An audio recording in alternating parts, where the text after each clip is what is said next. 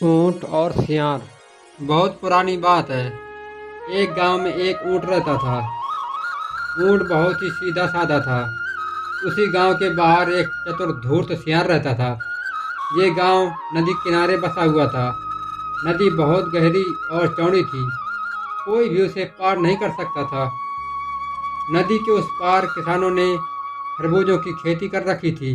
जब खरबूजा पक गए तो उसकी सुगंध हवा के साथ नदी के उस पार जाने लगी। एक दिन सियार ने हल्की हल्की सुगंध महसूस की। उसने सोचा, पके खरबूजों की सुगंध कितनी प्यारी लग रही है, तो खरबूजे कितने स्वादिष्ट होंगे। अगर खरबूजा खाने को मिल जाए तो मज़ा ही आ जाएगा। सियार ने खरबूजा खाने की ठान ली। खरबूजा खाने के लिए नदी को पार करना था, जो सियार अकेले नहीं कर सकता था। हवा के साथ जो पके खरबूजों की महक आ रही थी, मानो वह सियार को अपनी ओर खींच रही थी। एक दिन सियार के मन में विचार आया, क्यों ना ऊंट से दोस्ती कर लूं। ऊंट की पीठ पर बैठकर मैं नदी पार कर लूंगा और पेट भरकर खरबूजा खाऊंगा। चतुर सियार ऊंट के पास पहुंचा और अपनी मीठी मीठी बातों से ऊंट को जाने के लिए राजी कर लिया। ऊंट बहुत ही भोला भाला था। वह सियार की चालाकी नहीं समझ सका। सियार ने ऊंट से कहा, ऊंट भाई, नदी उस पार बहुत ही स्वादिष्ट खरबूजा लगे हैं। तुम चाहो तो उन्हें खा सकते हो। रात को जब सब लोग सो जाएंगे तो हम लोग आराम से जाकर खरबूजा खा सकते हैं। मुझे तो बस एक ही खरबूजा खाना है, तुम पेट भरकर खा लेना। ऊंट सियार की लालच भरी मीठी मीठी बातों में आ गया। ऊंट जाने के लिए राजी हो गया। जैसे ही रात हुई, सियार ऊंट की पीठ पर बैठ गया और दोनों नदी पार पहुंच गए। दोनों ने देखा कि किसान सो रहा है, तो दोनों दबे पांव खेत में घुस गए। खेत में जहां खरबूजा सबसे अच्छे पके हुए थे, वहीं पर दोनों पहुंच गए और चुपके से खाने लगे। सियार ने जल्दी जल्दी खाया और छक गया। क्योंकि उसका पेट छोटा था, इसलिए वह जल्दी खाकर तैयार हो गया। सियार ने ऊंट से कहा कि मेरा मन गाने का कर रहा है, मैं थोड़ी मस्ती कर लूं। ऊंट ने मना किया और कहा कि मेरा पेट नहीं भरा है, मुझे भूख लगी है। तुम गाना गाओगे तो किसान जग जाएगा, तो फिर हमें बहुत मारेगा। सियार दोबारा कहता है कि मुझे हुआ हुआ करना है।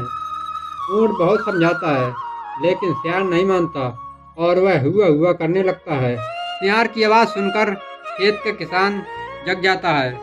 किसान को देखकर चतुर सियार झाड़ियों में छुप जाता है और बड़े डील का ऊंट बेचारा फंस जाता है। किसान ने ऊंट को देखा तो उसके आग लग गई। उसने आव देखा न ताव, तुरंत लाठी उठाई और ऊंट के ऊपर बरस पड़ा। किसान ने बीसों लाठी मारी। किसान ने ऊंट पर बीसों लाठी मारी, जिससे ऊंट बेचारा वहीं पर गिर गया। जैसे तैसे वह जान बचाकर वहाँ से निकल पाया। जैसे तैसे ऊंट जान बचाकर भागा। ऊंट को सियार की हरकत पर बहुत गुस्सा आया, लेकिन वह ऊंट के आंसू वहीं पर पी गया। जैसे ही वह नदी किनारे पहुंचा, सियार उसका इंतजार कर रहा था। सियार को देखकर ऊंट को बहुत क्रोध आया, लेकिन वह अपने आंसुओं को छुपा गया। सियार ने कहा, ऊंट भाई, मुझे माफ़ करना। मुझे ये उम्मीद नहीं थी कि किसान जग जाएगा और वो तुम्हें पीटेगा। तुम्हारे ज़्यादा चोट तो नहीं आई? ऊंट ने कहा, नहीं भाई, मैं ठीक हूँ। सियार ने कहा, तो फिर चलते हैं नदी उस पार, अपने गांव। मुझे भी पीठ पर बिठा लो। ऊंट ने उसको बिठाया और चल दिया। जैसे ही नदी के बीच में पहुँचे, जहाँ पर नदी का बहाव तेज था, ऊंट ने सियार से कहा, भाई मुझे लौटना है, मुझे खुजली हो रही है। सियार ने मना किया और कहा कि ऊंट भाई, यदि तुम ऐसा करोगे तो मैं डूब जाऊंगा और बह जाऊंगा। ऊंट इसी पल का इंतजार कर रहा था। ऊंट ने जवाब दिया, जब मेरे कहने पर तुम्हारा गाना नहीं रुका, तुम्हारे कहने पर मेरी खुजली नहीं मिटेगी। ये सुनकर सियार को अपनी गलती का एहसास हो गया।